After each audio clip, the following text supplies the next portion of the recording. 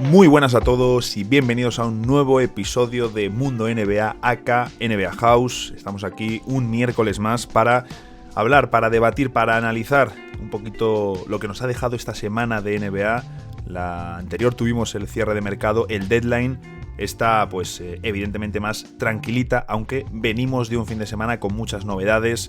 Venimos de unos días con bastantes noticias en el universo de la NBA relacionado con los fichajes, con los agentes libres que se están moviendo, como pues la mayoría de ellos cortados hacia varios equipos. Nos vamos a meter de primeras con Blake Griffin, LaMarcus Aldridge, los Brooklyn Nets. Luego tocaremos un poquito Drummond y los Lakers. Bueno, pues lo que ha sido este fin de semana. Y además el fichaje de Marcus Cousins por los Clippers, que justo ha salido un ratito antes de que empezásemos a grabar. Sergio Rabinal, ¿cómo estamos? Y bueno, ya que grabé con Juan sobre el deadline, te quiero preguntar antes de meternos, ¿cómo viviste el deadline? Y bueno, Juan estaba muy contento con el traspaso que hicieron vuestros Sixers por George Hill. No sé cómo estás tú de contento. Bueno, yo creo que bastante bien porque puede ser lo que realmente necesitaban los Sixers en ese momento, que no es otra cosa que un point guard suplente o que pueda hacer funciones diferentes a lo que es Ben Simmons, y que veremos realmente qué tipo de encaje y qué tipo de rol le da Doc Rivers, que siempre suele tener, pues suele entender a sus jugadores de la manera más adecuada para sacarles partido. Y referente al deadline, pues un poco atolondrado, porque de repente no estaba muy claro quiénes iban a ser los compradores y quiénes iban a ser los vendedores, porque había muchos equipos perceptibles de adquirir jugadores, pero muy pocos dispuestos a venderlos. Y en el momento en el que Orlando Magic abrió la veda, ya eso fue imparable y se convirtió en un deadline apasionante, porque tenía pinta de ser tranquilito como lo habían sido los últimos dos anteriores. Nos lo pasamos muy bien en el deadline. Os recuerdo que tenéis ahí los episodios en los que analizamos pues precisamente el cierre de mercado, ¿no? Vamos a meternos con Blake Griffin y LaMarcus Aldridge, que conocimos. Bueno, el fichaje de Griffin ya lo sabíamos de antes. Debutó justo la semana pasada con los Nets. Y el fin de semana, el sábado por la noche en España, conocimos el fichaje de Aldridge. Y esto desencadenó pues una oleada de memes, evidentemente, de comentarios, muchos de ellos cargados con odio, con resentimiento hacia estos movimientos, hacia el fichaje de otro All-Star para el banquillo de los Brooklyn Nets. Entonces, lo que vamos a hablar es precisamente eso, si son movimientos de tanto peso, los de Griffin y los de Aldridge. Y lo primero que yo creo que hay que comentar aquí, al final, Sergio, es que Brooklyn, cuando hace el traspaso de James Harden, ellos tienen una serie de carencias defensivas. Llevamos hablando de esas carencias atrás desde hace meses, desde el traspaso de Harden, y se estaba buscando ese especialista defensivo. Ficharon a varios, lo intentaron con varios, no funcionaron, prácticamente varios de ellos no tuvieron ni minutos, y se han hecho con dos buyouts, sí, de mucho talento, pero dos jugadores mediáticos que están muy lejos de su mejor momento. Bueno, yo aquí que creo que lo que tiene que ver más bien con esta llegada, al final es una cuestión de producto, de mercadotecnia, porque lo que vende para la marca Brooklyn Nets es que se han hecho con dos ex All-Stars, uno de ellos Blake Griffin, que hasta hace 4 días era una de las estrellas de la NBA, y entendiendo cuál es el mercado ahora mismo que son los Brooklyn Nets, que están en uno de los más importantes de toda la NBA, tiene sentido que puedan hacerse con dos jugadores de tanto renombre y que puedan reportarles pues un beneficio a corto plazo o a nivel de posicionamiento de su marca alto. A nivel deportivo, creo que la llegada de Blake Griffin sí que puede ser en cierto modo importante. En los partidos que les hemos visto, parece que Steve Nash sí que ya le ha encontrado un rol muy concreto y que puede venirles bien, es decir, prácticamente lo que estaba realizando en Detroit Pistons, con la diferencia clara de que no tiene al lado a jugadores como pueden ser Mason Plumlee o podían haber sido Delon Wright, sino que tiene a 3 de los 4 mejores jugadores de la NBA, como son pues Kyrie o James Harden. Por tanto, cambia bastante el contexto, y creo que sí que puede ser importante. Luego, con la Marcus Aldridge, la verdad es que puede ser, quizás si no te acordarás el año pasado que hablábamos de la batalla de los buyouts entre Lakers y Clippers el año pasado, de Sí, que era más una cuestión de que lo tuvieses tú en vez de que lo pudiera tener el otro rival. Por cierto. tanto, si lo tienen los Nets, ya no lo pueden tener los Sixers o no lo puede tener Miami Heat, y eso que acabas ganando respecto a otros competidores en la conferencia este o en la oeste. Sí que es interesante ese punto porque se hablaba mucho, sobre todo de Aldridge en dirección Miami, para ocupar ese puesto de pivot suplente, porque esto es importante.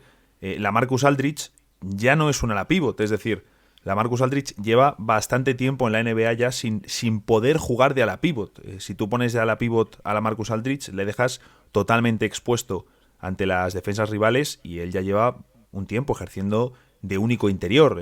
Además en San Antonio le hemos visto también irse cada vez más al triple, la modernización de la NBA, que ha habido algunos jugadores que les ha pillado a contrapié, como es precisamente el caso de Aldridge, y además también ha dejado bastantes, se hicieron virales por Twitter, capturas de la defensa de Aldridge cuando tenía que salir al perímetro y no sé si las ponía un señor de San Antonio como diciendo gracias por irte, ¿no? Porque al final tampoco podemos dejar esto de lado y es que los Spurs decidieron que querían que Aldridge dejase de jugar porque jugaban mejor sin él. Es decir, esto es revelador. Evidentemente, en Brooklyn va a encontrar una situación nueva, un rol distinto, banquillo, pivot de banquillo, pero no con la misma carga, evidentemente, y en un contexto totalmente distinto, pero Aldridge sigue teniendo ese punto. Es decir, yo he estado leyendo por ahí, ahora los Nets tienen otra posibilidad, jugar con Aldridge y con Jordan para tapar sus carencias. Vamos, como los Nets tengan que confiar en DeAndre Jordan para tapar las carencias de Aldridge, finos van.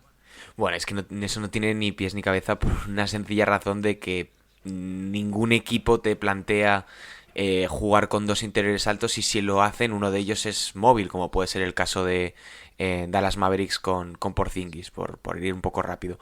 No creo que, ya te digo, no creo que sea una decisión deportiva puramente, igual es más una cuestión de a nivel de vestuario, porque puede ser una figura importante a la hora de construir los planes de partido en los playoffs, es decir, tiene una experiencia enorme en la NBA y ha estado en equipos que han tenido largas trayectorias en postemporada, por tanto puede conocer detalles tanto internos de cómo afrontar una eliminatoria como de ajustes que puedas hacer sobre un jugador en concreto, que puede ser útil a la hora de tener un equipo como son los Nets, que van a tener su primera experiencia de luchar por el campeonato con una plantilla prácticamente creada para la ocasión. Por tanto, yo creo que deportivamente tiene que ver, yo creo, más una cuestión de fuera de las canchas que de ponerlos en pista. Quizás un poco como lo de Pau Gasol con Milwaukee Bucks en 2019, que no es tanto verle en pista, sino más bien todo lo que te puede aportar fuera. Ahora bien, que Aldridge haya decidido irse a Brooklyn es evidentemente por una cuestión de que quiere retirarse con un campeonato o al menos con la posibilidad de luchar por uno de ellos. Cosa que yo creo que en Miami Heat, pues evidentemente lo habría tenido muy complicado, aunque sí que su rol deportivo pudiese haber sido mucho más importante. Sí, a mí me sorprendió por eso. Es decir, creo que el fichaje de Griffin tenía todo el sentido para su parte y para la de Brooklyn. Estoy totalmente de acuerdo con lo que has dicho de que Griffin parece que tiene mayor valor para los Nets. Hemos visto ya cositas, es un recurso más. No va a tener tampoco muchos minutos, está alrededor de los 20, también abierto para tirar, con otras responsabilidades evidentemente, pero claro, es que los Nets no van a cerrar nunca un partido de playoffs con Irving, Harden, Durant, Griffin y Aldridge. Es que no lo van a hacer nunca contra ningún equipo en playoffs. Entonces, realmente, ¿qué impacto van a tener Griffin y Aldridge en esos minutos clutch, tal? Porque, por ejemplo, Markieff Morris, que es un jugador evidentemente de una categoría muchísimo inferior a los Lakers, sí que les permitía esos quintetos con LeBron, Markieff y Davis, pues porque él también es un tipo pues que le gusta dar cera, le gusta defender, le gusta ese trabajo, que es algo que Griffin ya ha dejado alguna imagen defensiva con los Nets, pues de que no llega. Vamos a ver qué hace Aldridge, pero claro, es que yo no veo a los Nets cerrando ningún partido de playoffs con ninguno de los dos en pista, en cualquiera de las combinaciones, y de hecho en el anterior partido, en el último partido de Griffin, no, en el penúltimo, que termina con 17 puntos ante Detroit, precisamente su ex equipo, es un partido apretado, él está jugando hasta que quedan 4 minutos de partido y ahí le cambia Steve Nash para, no quitar... No introducir el small ball, sino para que jueguen Jeff Green y Nicholas Claxton. Es que es evidente las carencias que tienen y los minutos que van a tener no van a ser en los cierres de partidos. No, y además es que eso es algo que se tiene que entender ya desde el principio, que es que la NBA no es el 2K, que aquí hay variables mucho más importantes y que cada posesión es sumamente clave. Se le están dando una segunda oportunidad, también probablemente, más allá de todo esto, por una cuestión de que sus agentes tengan relación con otros agentes y que al final la NBA es una liga de estrellas en la que entre ellos todos hablan y que tener una buena imagen de cara a la galería siendo una franquicia de un proyecto, de un mercado grande como es Brooklyn, es clave si quieres acabar pescando jugadores en la agencia libre, aunque sean veteranos, es decir, igual en el día de mañana acaba habiendo un buyout de Russell Westbrook o John Wall y pues quieren acabar en Brooklyn o están en proyección de ser un buen recurso para tu segunda unidad, nunca se sabe. El caso es que al final Brooklyn acumula más armas. Tienen a DeAndre Jordan, el teórico pívot titular, defensivo y reboteador, un poquito también cuando le apetece. La opción de Blake Griffin, que viene a ser un poquito de playmaker secundario, les da tiro exterior, un tipo de muchísima inteligencia. Aldridge, que es posiblemente el que más problemas defensivos tiene, pero una opción también muy eficaz en la media distancia, con un tiro consolidado desde el triple. Y un tipo, evidentemente, de mucho talento, ¿no? Quizás es el que menos pega, pero es más talento. Claxton, que está gustando mucho, cada vez entra más en la rotación, puede cambiar en bloqueos con pequeños, juega por encima del aro. Creo que es un tipo muy interesante y que los Nets no deben desprenderse de él, porque aquí yo sí que veo un jugador para, creo que en estos playoffs también, pero en los próximos, ser un tipo muy importante en la rotación de Steve Nash. Y luego, evidentemente, la opción del Small Ball, ¿no? Con Kevin Durant y Jeff Green a su lado. Al final son opciones, creo que lo pusiste tú en Twitter, ¿no? Al final es el hecho de acumular opciones y tener diferentes recursos, que eso también fue uno de los puntos fuertes de los Lakers en los últimos playoffs. Claro, porque al final esa es la clave fundamental, es tener a tu disposición la mayor cantidad de herramientas y de posibilidades con las que puedas sorprender a tu rival. Es decir, que el oponente nunca sepa por dónde vas a salir tras hacer ellos mismos un ajuste. En la serie ante los Rockets y en la serie ante Denver se quedó muy claro por parte de los Lakers que podían ir prácticamente a cualquier tipo de formato y en cualquier tipo de formato eran superiores. Y yo creo que están tratando de replicarlo un poco. Quizás los Lakers este año en concreto vayan a sufrir mucho más y vayan a ser muchísimo más predecibles, incluso a pesar de la llegada de Drummond, que ahora la comentaremos, pero yo ahí sí que soy un poco más reticente respecto a las posibilidades que puedan tener los Lakers de revalidar el título tras el deadline y sobre todo tras el mercado de buyouts. Así es, además tenemos más buyouts porque se ha confirmado también, por ejemplo, el fichaje de Jeff Teague a los Milwaukee Bucks, que andaban buscando un generador tras el traspaso de DJ Augustin. Gorgui Dieng, un buen pívot interesante para el banquillo, relevo de la Marcus Aldridge para los San Antonio Spurs, y todavía quedan pues Austin Rivers, cortado por Oklahoma City Thunder después de su traspaso, un jugador que parece ser que también interesa a Milwaukee Bucks. Otto Porter Jr., que veremos si termina cortado, tiene toda la pinta. Y de Marcus Cousins, que fue cortado por Houston hace ya unos cuantos, fue en febrero ya, y que va a acordar un contrato de 10 días con los Clippers para ser su tercer pívot por detrás de Serge Ibaka y de Ivica Zubac. Te lo comentaba antes de empezar, Sergio, de Cousins hemos visto lo que hemos visto este año, pero joder, para un contrato de 10 días, para lo que ha quedado Cousins. Bueno, yo creo que la lesión, no ya la del Aquiles y no ya la que sufrió en las finales de 2019, sino la del ligamento anterior cruzado, creo que era de su rodilla izquierda, es que le deja completamente fuera ya de lo que es el universo NBA. Y en su última etapa en Houston lo hemos visto, que no literalmente es que está completamente fuera de forma. Es decir, no era capaz muchas veces ni de realizar el 50% de las cosas que hacía antes. Es decir, se ha ido, creo que es un 37% de acierto en tiros de campo con 8 o 9 puntos de media. Es decir, muy, muy bajos los porcentajes, muy lento. Si ya defensivamente le costaba en su última etapa en los Pelicans y en los Warriors, pues ahora está a años luz. Y es muy triste porque Cousins no se merecía esto, ningún jugador se merece ningún tipo de lesión, pero especialmente el caso de Cousins, que realmente si no se hubiese lesionado del tendón de Aquiles en 2018, habría firmado realmente su gran contrato y al menos hubiese recibido el dinero que merecía por toda su trayectoria anterior, y realmente es muy triste cómo va a acabar su carrera.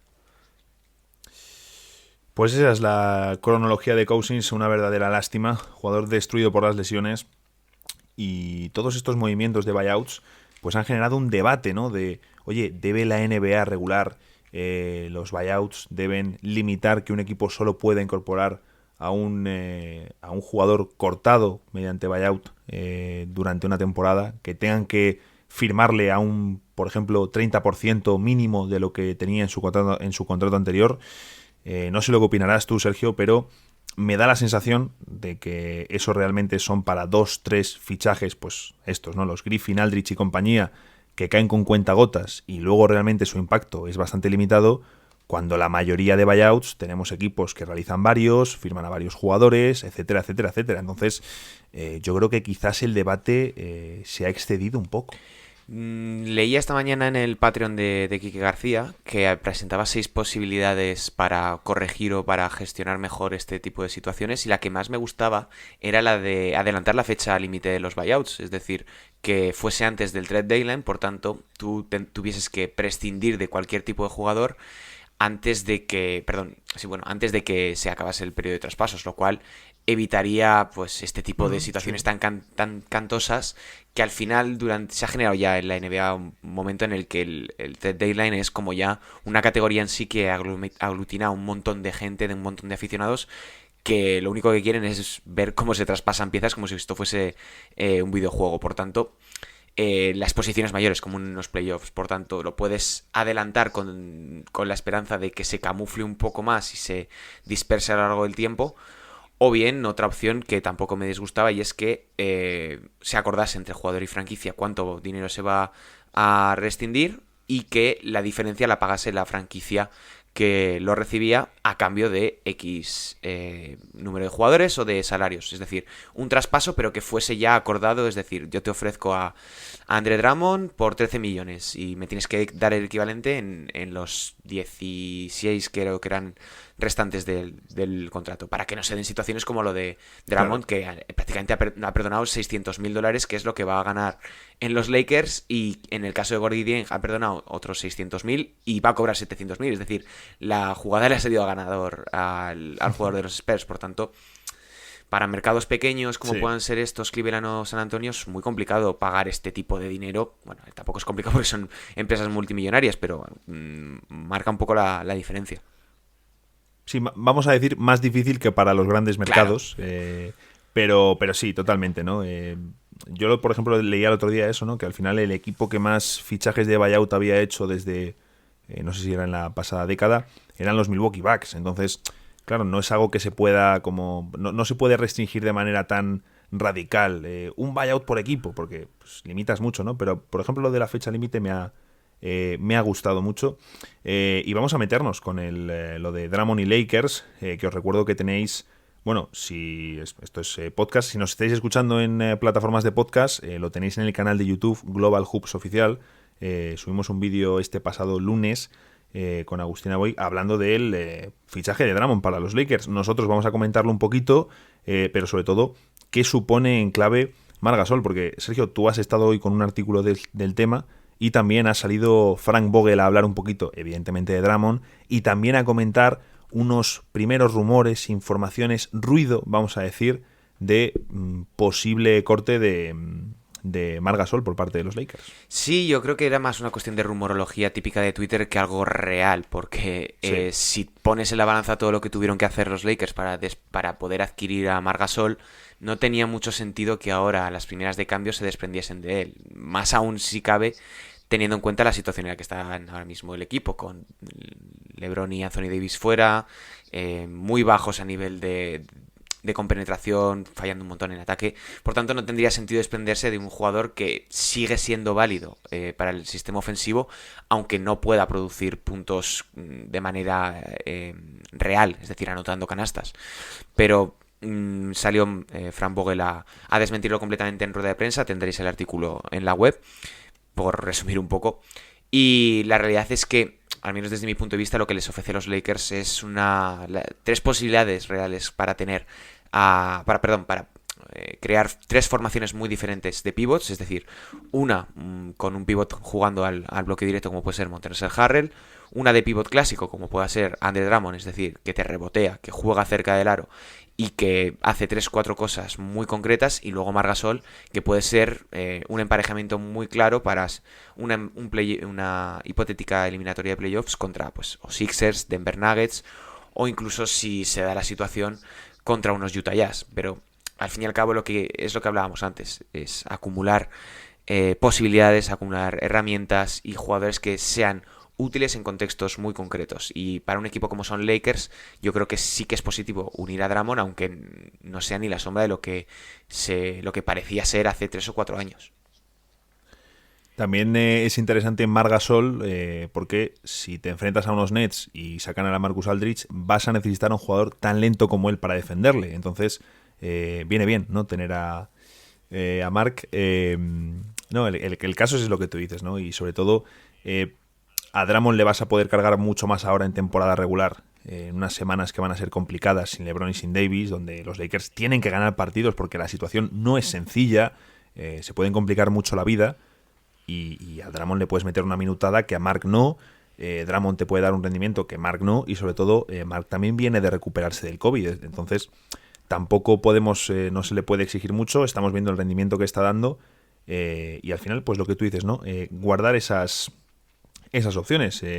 Ha dicho eso Vogel, que ha hablado con Drummond personalmente, que Drummond está muy emocionado por su situación, pero que no iba a entrar en la naturaleza de esas conversaciones privadas, ¿no? Comentar su rol, aunque todo apunta a que va a ser titular y que se va a comer la mayor cantidad de minutos de Marc Gasol. Yo te quería preguntar, Sergio, porque es algo que yo llevo valorando toda la temporada y no sé si es algo que vamos a ver en algún momento, pero yo siempre he pensado que sería interesante y quizás ahora pueda darse la opción. Harrell tiene problemas en el rebote defensivo, tiene problemas evidentemente cerrando a jugadores más grandes. ¿Por qué no tratar de utilizar, más ahora que llega Drummond como titular, la fórmula de Harrell como 4 y Marc Gasol a su lado?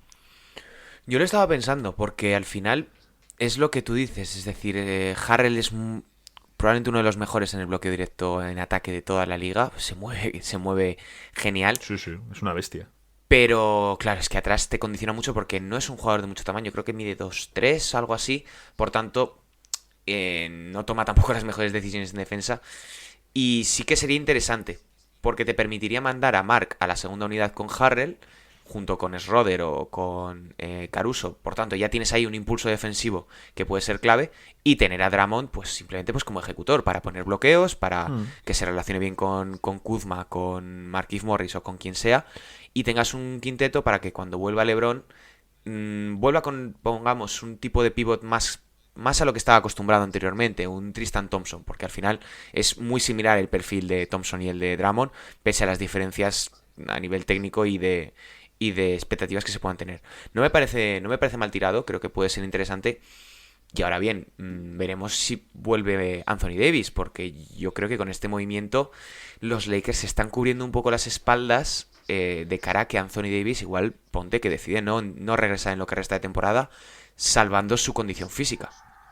Ya le vimos en el partido contra Cleveland, le vimos calentar, salió una información de que le han dado permiso a los médicos para progresar en el trabajo de campo, pero dijo Vogel que su vuelta todavía no está ni cerca. Entonces, a LeBron han dicho que entre 3 y 5 semanas, es decir, prácticamente todo lo que queda de temporada regular, y Davis va por el mismo camino de volver in extremis, a lo mejor apurando, pensando que a lo mejor para las últimas semanas van a necesitar alguna victoria, porque es que no es tanta tontería que los Lakers puedan caer al play-in. Es que tienen una plantilla, o sea, si tú es lógico, si les quitas a sus 2 estrellas, se te queda lo que se te queda, ¿no? En la plantilla de los Lakers, y estás tratando de agarrarte a la élite del oeste con Schroeder, con Kuzma, vamos a ver ahora a Drummond, ¿no? Sobre todo es que le van a pedir mucho ahora a Drummond, es muy diferente jugar con Davis y con LeBron al lado, pero le tienen que pedir y le van a demandar mucho ahora porque realmente lo van a necesitar. Decía Vogel, Marc ha tenido una racha complicada con su entrada en el protocolo de salud y seguridad y por otras razones. Todo lo que puedo decir es que le queremos aquí. Todo el mundo le respeta mucho, ha sido un verdadero profesional gestionando esto y vamos a necesitar a nuestros 3 pivots a lo largo de los playoffs para tratar de conseguir el anillo. Te lanzo una pregunta muy directa, Sergio. ¿Realmente mejoran tanto los Lakers añadiendo a Andre Drummond? A ver, añadiendo a Andre Drummond y recuperando a Anthony Davis y LeBron James, yo siempre soy de la opinión de que todo suma, porque al final siempre lo puedes mandar al banquillo y aquí no ha sucedido nada. Yo creo que les permite tener una distribución de minutos de sus interiores mucho más definida y quizás lo que planteabas antes, mandar a Harrell al 4 y dinamitar ciertos problemas defensivos que puedan tener los Lakers. Hablamos de problemas defensivos cuando los Lakers son probablemente la segunda o la tercera mejor defensa de toda la liga, por tanto son detalles muy concretos, pero que al final en los playoffs pueden marcar un poco la diferencia. Así es, el fichaje de Andre Drummond y también pues algo de actualidad relacionada con el tema de los Lakers es el caso de Schroeder, porque comentaba Brian Windhorst en su podcast, esto lo estamos hablando miércoles, pues salió el martes por la tarde, que Schroeder había rechazado una oferta de renovación de 4 años y 84 millones de dólares. ¿Qué ocurre? También es cierto que es de estas cuentas que comparte solo la información más viral, luego Windhorst añade más contexto, y básicamente lo que viene a decir es que ese contrato, que es muy similar al que firma Fred VanVleet con los Toronto Raptors en la pasada offseason, para que nos pongamos en una idea del contexto de este contrato, básicamente es que los Lakers, después de más de un mes negociando una posible extensión con Schroeder y con su agente, porque bueno, a partir de febrero podían ofrecerle más dinero anual y demás, no consiguen ese acuerdo de renovación, y es después cuando le ofrecen a los Toronto Raptors como una de las monedas de cambio, una de las piezas principales para el traspaso de Kyle Lowry.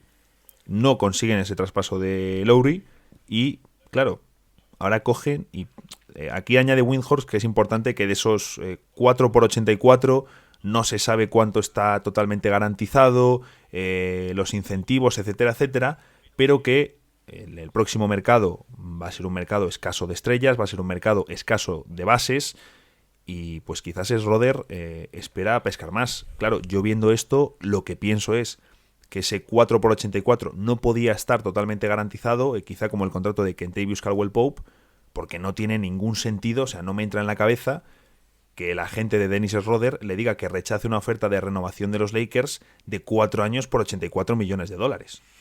A mí me parece un error que los Lakers estén planteando comprometer 20 millones de su espacio salarial anual. Luego ya es lo que decías, igual hay parte garantizado, parte no garantizado y demás. Pero me parecería un error garrafal teniendo en cuenta, esto lo hablamos el otro día, que Kyle Lowry va a ser agente libre y aunque ya tenga 35 años, a mí personalmente me parece mil veces mejor jugador Kyle Lowry que Dennis Schroeder, y creo que puede encajar muchísimo mejor junto a LeBron James y Anthony Davis que el propio Schroeder, que a mí me sigue pareciendo que es la nota discordante de estos Lakers y que está produciendo pues porque es un jugador fantástico en el 1 contra 1 y en el 2 contra 2, pero que a principio de temporada especialmente se le vio que estaba jugando prácticamente a su propio estilo de juego y el que venga detrás que arree. No termino de ver. No termino de ver lo primero, ni que le ofrezcan 20 millones anuales, ni que pueda obtener 25 millones anuales en cualquier otro equipo. Siempre te puede aparecer un Detroit Pistons, siempre puede aparecer un New York Knicks que van a tener espacio salarial, pero me parecería muy extraño que cualquier otro equipo se lanzase de cabeza a por el alemán. Mucho dinero, es que da esa sensación, y realmente es que Schroeder tampoco está haciendo una temporada brillante. Tú lo comentas por el tema del encaje, es un jugador que siempre ha sido bastante anárquico.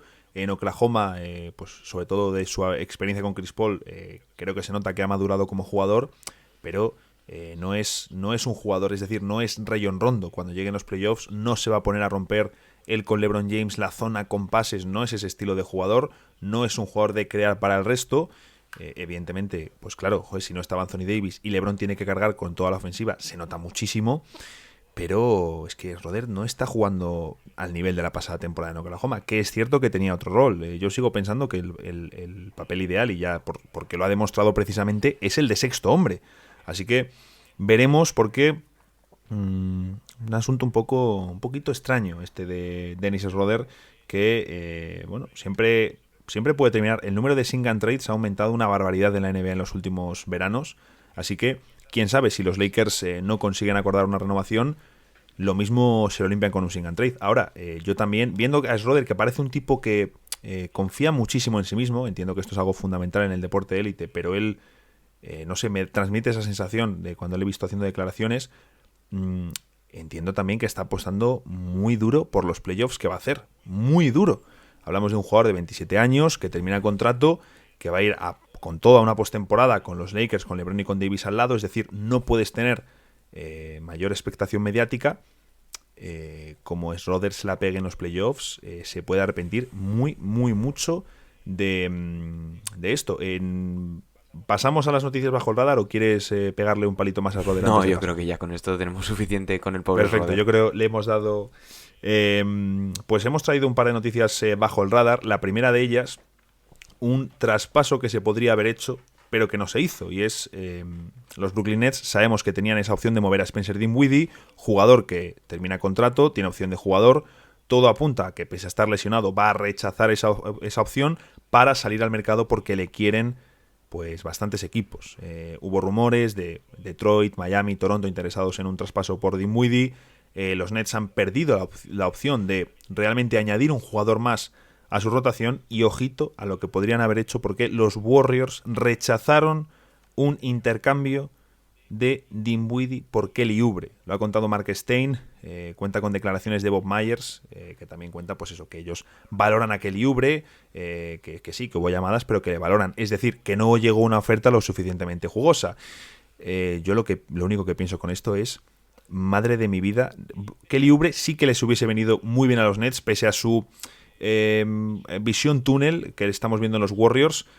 No es un ecosistema tan colectivo, tanto de pase como los Warriors, dentro de que los Nets juegan muy bien, pero sí que hubiese sido ese alero, ese 3-4 para también jugar en small ball, que les hubiese dado un extra de energía y de intensidad, que vamos, si llegan a hacerse los Nets también con Kelly Oubre para el banquillo, hubiese sido un movimiento escandaloso. Claro, la cosa es que no tiene ningún sentido para Golden State Warriors, porque si tú te llevas a Dinwiddie, tienes dos opciones. O bien lo renuevas por un dinero que no estás dispuesto a pagar, porque ya estaban los Warriors, tuvieron que desprenderse de dos jugadores para evitar tener que pagar el impuesto de lujo en repetición un año más. O bien lo firmas para automáticamente traspasarlo, como decías en Sign and Trade. No tiene ningún sentido. Ahí tendrían que haber añadido algún tipo de incentivo los Nets, que yo creo que no estaban dispuestos a realizar porque no tienen ningún otro jugador con el que comerciar. Es decir, que metes ahí a Tyler Johnson, que no lo está haciendo mal, a Nicholas Claxton, que no tiene sentido porque entonces ya te quedas sin un interior clave. No tiene sentido para Golden State, era una operación sin sentido. Son de estos traspasos que al final se filtran, como puede haber habido otros 10.000. Claro. Sí, no, un traspaso evidentemente que no llega a puerto, unas negociaciones de estos, como dice Sergio, pues habrá decenas todos los años y habrá un montón de historias.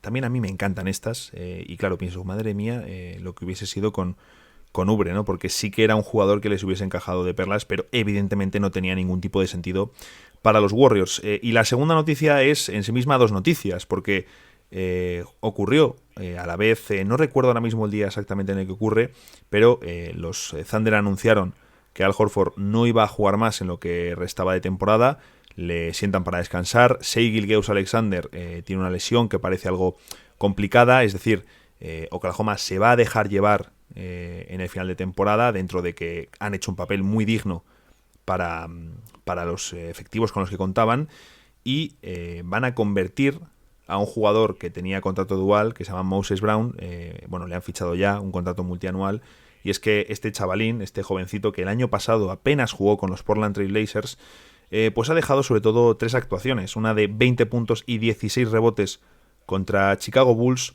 después otra de 19 puntos, 12 rebotes contra Memphis Grizzlies, y otra de 21 puntos y 23 rebotes contra Boston Celtics. Esto en un periodo de 2 semanas. Además, 5 tapones contra Chicago en ese 20-16. Un tipo que impresiona, porque además ha salido un poco de la nada después de pasar por UCLA.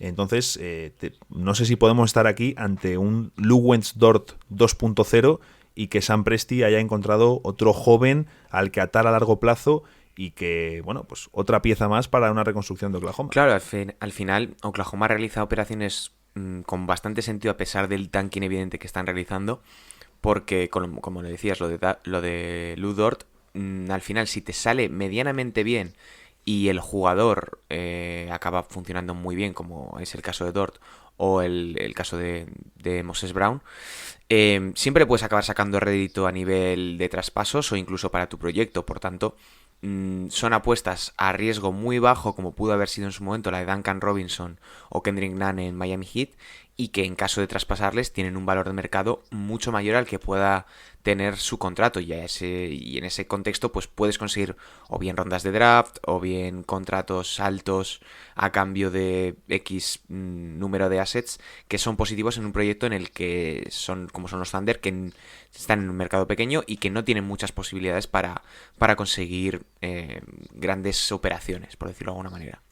Así es, el amigo Moses Brown, veremos lo que termina ofreciendo. Oklahoma se sigue moviendo, habrá más movimientos y el siguiente pues veremos qué ocurre con Horford, que le quedan 2 temporadas más y 53 millones de dólares. Buen contrato ahí que sacó con Filadelfia, buen traspaso que hizo Daryl Morey y veremos cuál es el siguiente paso del veterano pivot. Vamos a terminar el podcast con nuestra sección de lo mejor y lo peor.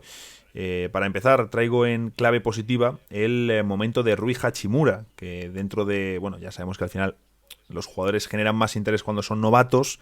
En su segunda temporada, pues hay algunos que no generan tanto interés. Hachimura no está generando mucha conversación, entiendo que en parte también por estar en los Washington Wizards, pero lo cierto es que el japonés está pues en su mejor momento desde que llegó a la NBA.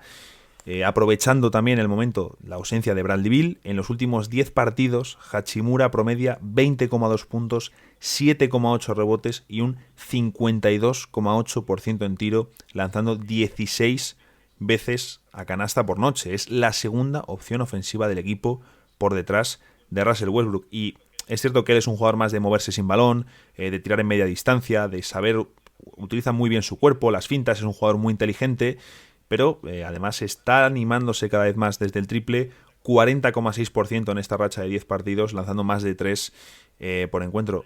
Hay evolución en Hachimura, tienen ahí una parejita de aleros en Hachimura y Abdilla, muy interesante los Wizards, y sobre todo lo más especial del japonés y lo que más les ayuda a corto plazo es que lo mejor de su juego es precisamente esa capacidad para moverse sin balón, que es algo muy valioso, una forma de generar puntos sencillos, una forma de asesinar al rival de forma silenciosa sin que se den cuenta, y pues me está gustando mucho Hachimura. A mí Hachimura es uno de los jugadores que más me gustaba de su camada de draft, no porque fuese a ser una gran estrella, sino por esos pequeños detalles que dices, y también por una cuestión defensiva, porque aunque los Wizards sean muchas ocasiones un agujero defensivo, eso no quita que alguien pueda ser muy bueno a nivel defensivo.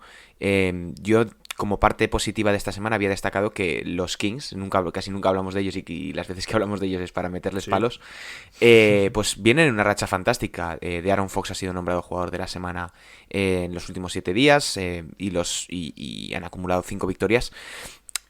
Con algo que ya se está volviendo repetitivo, y es que han conseguido ser el mejor ataque de toda la competición en ese mismo lapso, con 122 puntos por 100 posesiones y un net rating de 10,9. Es decir, uno de los mejores equipos ahora mismo para ver el NBA son los Sacramento Kings, con un De'Aaron Fox y un Tyrese Haliburton que están funcionando muy bien. Y el otro día lo comentabas, Richaun Holmes, que parecía que iba a ser uno de los llamados a ser traspasado, y al final se vuelve a quedar en Sacramento, realizando lo que mejor hace, que es jugar el bloqueo directo en continuación, asociarse con Fox y con Haliburton, y en definitiva pues siendo uno de esos tapados del juego interior de la NBA ahora mismo. Otro de los que han salido ya informaciones que quiere pescar fuerte este verano, lógico y normal, con la temporada que está haciendo. También estaba ahí en un contrato alrededor de 7 millones, es decir, una ganga, porque es un jugador que produce mucho. Pero volvemos a las mismas, ¿no? Precisamente estos jugadores que rinden por debajo del radar, infravalorados y tal, cuando pescan un buen contrato es cuando se suelen convertir de infravalorados en jugadores tóxicos, ¿no? Así que vamos a ver cómo termina lo de Holmes y lo de los Kings, que se han metido en la lucha del play-in cuando nadie contaba con ellos. Yo en clave negativa traigo un equipo, y son los Portland Trail Blazers. ¿Y por qué los Portland Trail Blazers? Bueno, pues porque en el mes de marzo ya que estamos hablando del día 31, tenemos las estadísticas de todo el mes. En el mes de marzo es cierto que Portland ha sido el mejor ataque de la liga, algo que tiene mucho valor teniendo en cuenta que no ha estado CJ McCollum, que también tiene que volver Yusuf Nurkic, que es un jugador muy importante, pero por el otro lado han sido la peor defensa de la competición. Sí, han tenido un 10-4 en este mes, Lillard sigue a un nivel altísimo, han traspasado a Gary Trent Jr. por Norman Powell para tratar de potenciar esa amenaza sobre balón, pero no han traído un refuerzo defensivo, que es lo que llevan pidiendo durante años. Creo que este equipo también necesitaba a Aaron Gordon, finalmente se lo llevaron los Nuggets, también salió que Portland estaba empujando muy fuerte por él, pero claro, nos volvemos a encontrar en las mismas. Portland tiene unas carencias defensivas enormes que no creo que puedan tapar con lo que tienen en su rotación, y tiene toda la pinta que eso volverá a ser su techo en los próximos playoffs. Sí, además lo comentaba, lo publicaba esta semana en un artículo analizando eso mismo que dices, de que tienen la particularidad de ser el mejor ataque y la peor defensa, que es un contraste un poco Brooklyn Nets, un poco estilo Brooklyn Nets, y tiene que ver un poco con que todo parte de que Enes Kanter y los interiores que tienen como referencia son incapaces de salir a defender el triple, y eso condiciona al fin y al cabo todas las rotaciones defensivas, van siempre un paso por detrás del ataque rival y les ponen en una posición muy, muy frágil a la hora de defender segundas ayudas, de llegar a puntear tiros y de encadenar esfuerzos. Y siguiendo así con clave negativa, yo voy a destacar, o mejor dicho, voy a poner un poco en contravalor, por decirlo de alguna manera, a Pascal Siakam, porque la temporada que estamos viendo del jugador camerunés está siendo sorprendente, también un poco a la par de lo que están siendo los Toronto Raptors, que a mí me ha sorprendido el descenso tan grande que han tenido en esta temporada tras únicamente perder a Marc Gasol y Serge Ibaka, pero que revela que hay un final dentro del proyecto. En los últimos 5 partidos, Pascal Siakam ha dado aún un paso un poco más atrás a nivel ofensivo y en general. Está promediando 4 faltas por partido, lo cual revela que llega tarde a prácticamente cualquier tipo de ayuda defensiva y que está penalizando a su equipo, y está lanzando a un 27% en tiros de 3. Sí que es cierto que no ha sido nunca un jugador muy prolífico en esas distancias, pero tampoco a nivel cerca del aro, con 47% en tiros de campo y 22 puntos de media. Es decir, el nivel de Siakam ahora mismo está siendo sumamente bajo, siguiendo un poco la línea de lo que lleva siendo toda una temporada para el olvido en el equipo asentado ahora mismo en Tampa. No sé cómo ves ahora mismo tanto a los Raptors como a Siakam, porque creo que van un poco de la mano, pero yo pensaba que iba a ser uno de los que iban a salir en el pasado deadline, sobre todo tras esas informaciones que decían que había tenido una discusión con Nick Nurse y que, bueno, las cosas no estaban yendo todo lo bien que podían ir. Pues justo eso iba a comentar ahora, ¿no? Porque es que no creo que sea casualidad, ¿no? Que Siakam no esté... No es que no esté bien, es que está muy lejos de lo que necesitan los Raptors. Es cierto lo que tú has dicho, que no están funcionando las cosas, no empezaron bien la temporada, tuvieron una racha mejor, también les ha golpeado el COVID, pero bueno, es que a muchos equipos les ha golpeado y es el condicionante que también tenía esta temporada. Y lo cierto es que Siakam, yo la sensación que tengo con él... al igual que el año pasado, creo que sí que vimos progreso, sobre todo en su comienzo de temporada regular. Este año me da la sensación, pues sí, que cuando era un jugador de rol veíamos mucho su evolución, ¿no? Pues ha añadido este movimiento, está mejorando con el balón en las manos, pero quizás ahora que es una estrella, pues esa evolución, por lo menos esta temporada, no se ha visto, ¿no? Y sobre todo yo creo que es muy evidente con el reverso, porque si acá el reverso es un movimiento que utiliza muchísimo. Es un movimiento que, sin estadísticas delante, creo que antes le funcionaba mucho mejor, era más efectivo, y no sé si es un movimiento, pues oye, que a lo mejor la defensa tiene más pillado ahora, ¿no? Porque también lleva más tiempo en la liga, es guía, referencia de los Toronto Raptors, jugador importantísimo, entonces también el scouting se centra en su figura. A mí me parece un poco raro. Yo la verdad que también creo que Toronto puede darle puerta, sobre todo por lo que salió de Nurse, que trascendió que bueno, que fue de peso, ¿no? Que hubo ahí, que tuvo que intervenir algún compañero, que las palabras no fueron bonitas, y sobre todo, hombre, es que Toronto, tú tienes a Van Vliet con un contrato que es muy interesante para intentar ser competitivo lo antes posible. Has traído a Gary Trent, que puede ser uno de los mejores tiradores especialistas de la liga y es un tipo joven. Tienes que acompañarles de otro gran jugador. La pregunta es la de siempre. ¿Quién se quiere ir a Toronto si no es vía traspaso? Pues quizás se puede utilizar a Siakam como moneda de cambio. Totalmente, porque Además es que Siakam sí que, o sea, no es algo de decir, no es un jugador que no sea válido para el NBA, es un jugador muy adaptado a los tiempos que corren, que las 2 últimas temporadas son ejemplo de ello, pero que quizás no haya sido capaz ahora mismo de gestionar de la mejor manera todo lo que le ha rodeado tanto a su nuevo contrato como al nuevo rol que ha podido tener en el equipo, que eso también, como decías, tiene que ver una cuestión del scouting rival y cómo te defienden. A mí me parecería interesante que le pudiesen dar salida. Lo veo quizás un poco remoto por ser quien es, ser un jugador africano y que Masai Ujiri sea tu general manager y toda la historia que ha tenido de relación con los Raptors. Pero también me sorprende que Nick Nurse, con la trayectoria que tiene y la experiencia que tiene, haya podido ser uno de los detonantes de la discusión. Nunca sabremos realmente qué es lo que ha ocurrido, pero a mí me choca un poco que Nick Nurse, siendo como es, haya podido llegar a esos extremos con un jugador. Pero bueno, luego con el tiempo se acaban sabiendo estas cosas mejor. Sí, normalmente cuando terminan estas cosas, ¿no? Es cuando los periodistas sacan todo, como cuando sucedió lo de Harden, ¿no? Y de repente todo el mundo descubrió que Harden llevaba 8 años yéndose a los clubes de striptease y haciendo lo que quería. Se enteraron todos los periodistas de Houston justo esa misma semana. Veremos lo que ocurre con Siakam. Desde luego la temporada de Toronto, pues complicada, decepcionante. Hay muchos adjetivos para la temporada de Toronto Raptors. Pero bueno, Sergio Scariolo ganó un partido como entrenador jefe, así que eso ya hace que merezca la pena. Veremos lo que ocurre, porque iniciaron ahí medio la reconstrucción, movieron a Norman Powell, parecía que iban a mover a Lowry, pero no hicieron al final nada más.